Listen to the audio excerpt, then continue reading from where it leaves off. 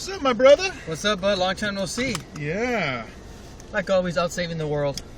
All right, man. It's good to have you back, dude. Man, we hadn't done an episode in a while. It's been a while, yeah. But we have the heavyweight championship. Oh my gosh, what is it? UFC 160? Yeah. It's just, it is flying, man. It just seemed like, yesterday we were at UFC 100 with Bisbee and Hendo. Yeah, well, we had a little while where there was kind of a break in UFC. Now, we're going to get, starting this month, we get one title fight. Yep. Every month. Yep. For like the next 4 months, I think. Yeah. And might even have another one after that. So, hey guys, this is Brian. Jesse. You're watching MMA the hard way. In the car.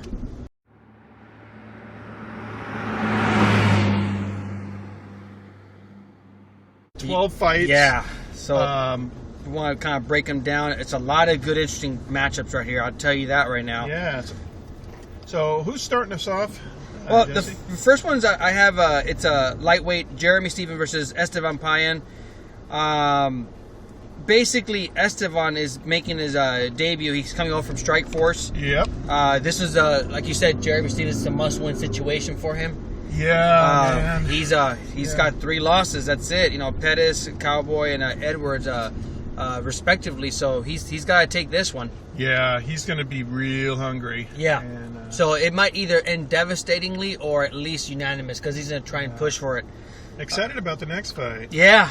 George Hoop versus Brian Bowles. Brian Bowles he's been off for over a year with injury. Injury after fighting, Only I believe, losses are to Dominic Cruz and Uriah Faber. Which is nothing to look down upon. Yeah, I'm really looking forward to. I want to see how he comes back. If he comes back with ring rust, or if he's, I'm pretty sure he'll be really motivated and ready to go 100 miles an hour. Yeah. Next after that, we have Nishan Burrell versus Stephens. Welterweights, yeah. Versus Stephens Thompson. Yeah. Stephen Thompson. What do they call him? The Man of Steel or something like that? Yeah. And of course, Nishan, dude. I posted a picture of him after his last fight. He just won TKO in impressive fashion in his debut. I'm really impressed with Nishan. And it didn't look like he was really working it. It looked effortlessly. He is a real up-and-coming guy. Yeah, he's ranked at 193, going up against Stephens is ranked at 349. That's plus or minus. It's always played the numbers. Next is your the Rusky Khabib. Yeah, Khabib. I don't want to massacre his last name.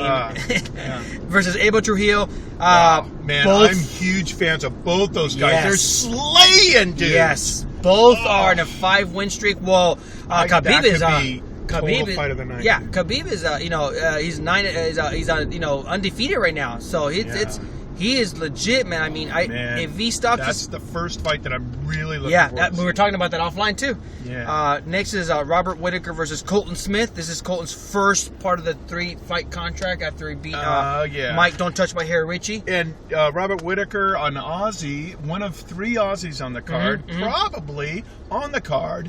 Not only because it's maybe his time up, but also because Mark Hunt's on there, so we got some Aussie action happening. Well, now we got Mark for sure because he was having visa issues, but I'm looking forward to that. Made his name in Australia under the CFC banner, and now we're saying, okay, let's see this guy. Yeah, he's got a good record, man, 10-2. He's actually the favorite. Yeah.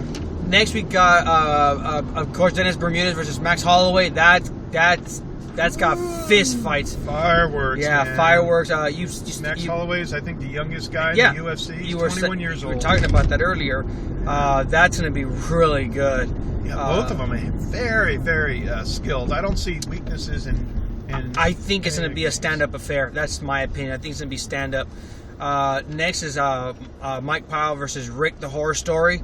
That looks good. Now Rick's got 3 losses in the last 5 fights. That last fight though, we were like, is Rick's story back? Yeah, it was impressive. I was impressed with him coming back, and now we're really going to see if he's back. That's the way I was thinking. You mentioned this might be fight of the night, but I don't know, man. That Khabib versus Abel Trujillo is going to be another one. There's a couple other ones up ahead.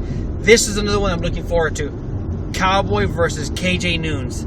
boy, oh boy, Yeah. I mean, Cowboy, after that loss to Pettis. Diaz, Well, also Diaz, yeah. but he came back with a vengeance. Yeah. And but obviously coming off the loss against Anthony Pettis, now he's like, he's going to be out for blood. Mm-hmm. And KJ, another guy that needs a win. Two-fight losing streak. Now, given that we were talking offline that fight with Ryan Couture, I think everyone knows. I thought he got robbed. He got robbed. Everyone I've talked to, says that he was robbed on that. So let's see if he's going to put an exclamation mark so they don't say that again afterwards. Up ahead is Gray Maynard versus TJ Grant. Oh my God, another possible fight of the night. Gray Maynard, he's gonna bring it like always. He's been one of my favorite lightweights ever since he became a lightweight. I was there at the Ultimate Fighter finale when he knocked himself out, taking down Rob Emerson. Yeah, and I actually got my picture with him in the hallways of the Palms afterwards. And great guy. I've been following him his whole career. You know what I mean? When you see him on TV, the image doesn't do justice. He is thick. He's one of those guys. Thick. He doesn't interview well. He doesn't have the gift of gab. But he's humble. Man. He's humble. I've seen offline where I've seen some YouTube videos where he's signing people's shirts and everything. And he's humble guy.